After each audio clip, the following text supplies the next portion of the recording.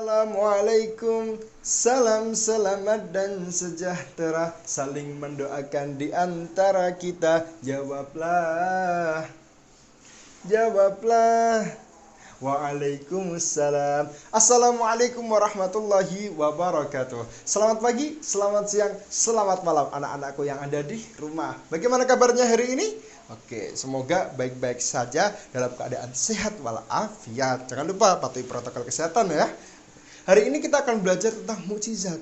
Dan mukjizat ini yang akan menjadi lingkup pembahasan kita nanti. Nah, ini tujuan pembelajaran seperti ini. Silahkan dilihat, baca ya.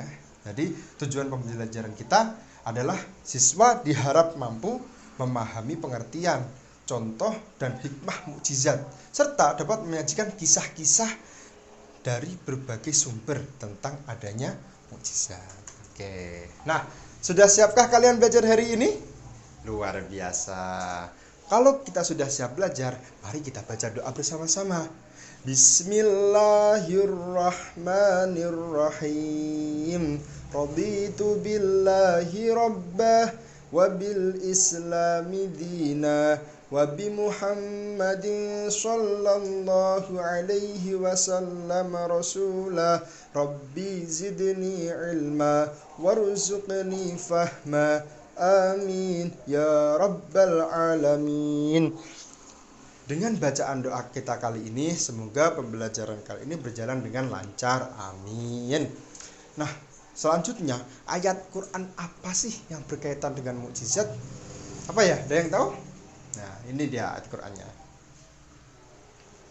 Quran surat An-Nisa ayat 174 yang berbunyi, A'udzu billahi minasyaitonir rajim.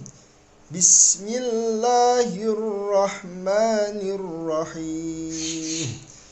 Ya ayyuhan nasu qad ja'akum burhanun mir rabbikum wa anzalna ilaikum nuran mubina.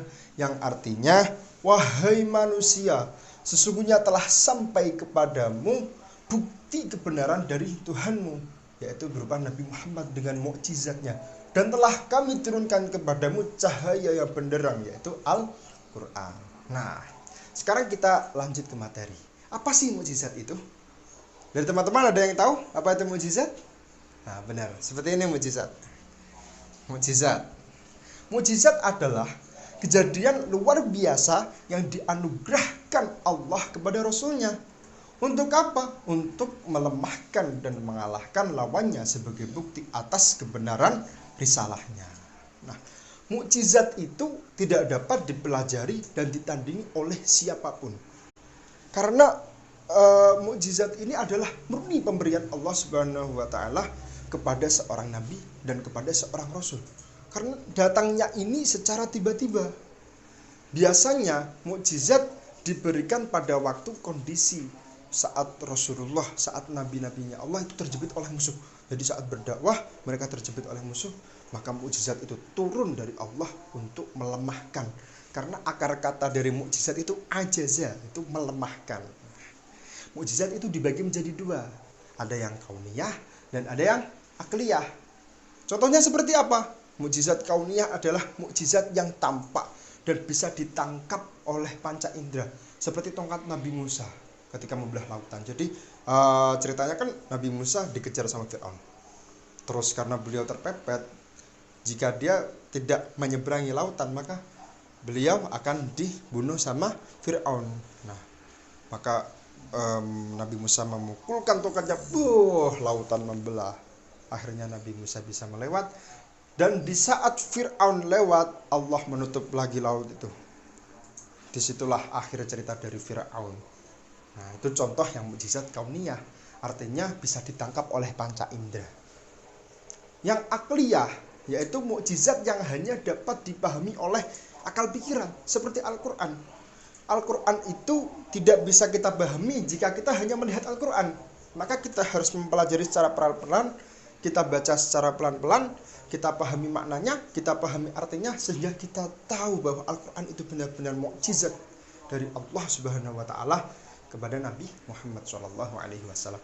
Contoh mukjizat yang lain, mukjizat yang sudah populer di kalangan kita, yaitu mukjizat Nabi Ibrahim. Nah, ini ada suatu cerita yang unik. Jadi, dulu itu Nabi Ibrahim pernah menghancurkan berhala-berhalanya Raja Namrud, berhala-berhalanya kaum kafir yang mereka sembah. Setelah itu ternyata tertangkap bahwa yang merusak berhala-berhala mereka adalah Nabi Ibrahim. Akhirnya Raja Namrud memerintahkan semua pasukannya untuk menangkap Nabi Ibrahim dan ditali seperti ini. Nah, Nabi Ibrahim mau dibakar, bawahnya sudah kayu semua. Ketika dibakar, api menyala. Allah berfirman, "Qulna ya naru kuni bardaw wa salaman ala Ibrahim." Allah berfirman, "Wahai api, jadilah engkau dingin dan penyelamat bagi Nabi Ibrahim." Masya Allah, dengan kuasa Allah Subhanahu wa Ta'ala, Nabi Ibrahim sama sekali tidak tersentuh dengan api itu dan bahkan tidak merasakan panas sekali. Artinya api itu malah membuat sejuk kepada Nabi Ibrahim. Seperti itulah contoh dari mukjizat, dan demikianlah pengertian mukjizat itu seperti itu. Oke. Nah, kesimpulannya adalah mukjizat itu tadi pemberian kejadian luar biasa yang Allah tunjukkan, yang Allah berikan kepada nabinya di saat nabinya itu terpepet oleh musuh, seperti itu. Dan contohnya tadi ada Nabi Musa, ada Nabi Ibrahim ya, dan ada Al-Quran yang diturunkan kepada Nabi Muhammad SAW. Oke, nice. Nah, kita sudah banyak belajar ya hari ini. Jangan lupa itu nanti diingat-ingat supaya nanti bisa mengerjakan soal. Oke. Anak-anakku sudah paham semua? Alhamdulillah, luar biasa. Baik, apabila pelajaran kali ini dirasa cukup, ada pertanyaan? Oke, nah nanti kalau ada yang mau nanya, silahkan ya tulis di kolom komentar, atau bisa japri ke saya sendiri. Oke, siap. Alhamdulillah, pelajaran kita cukupkan hari ini. Terima kasih atas partisipasinya dan mohon maaf apabila ada kesalahan. Wassalamualaikum warahmatullahi wabarakatuh.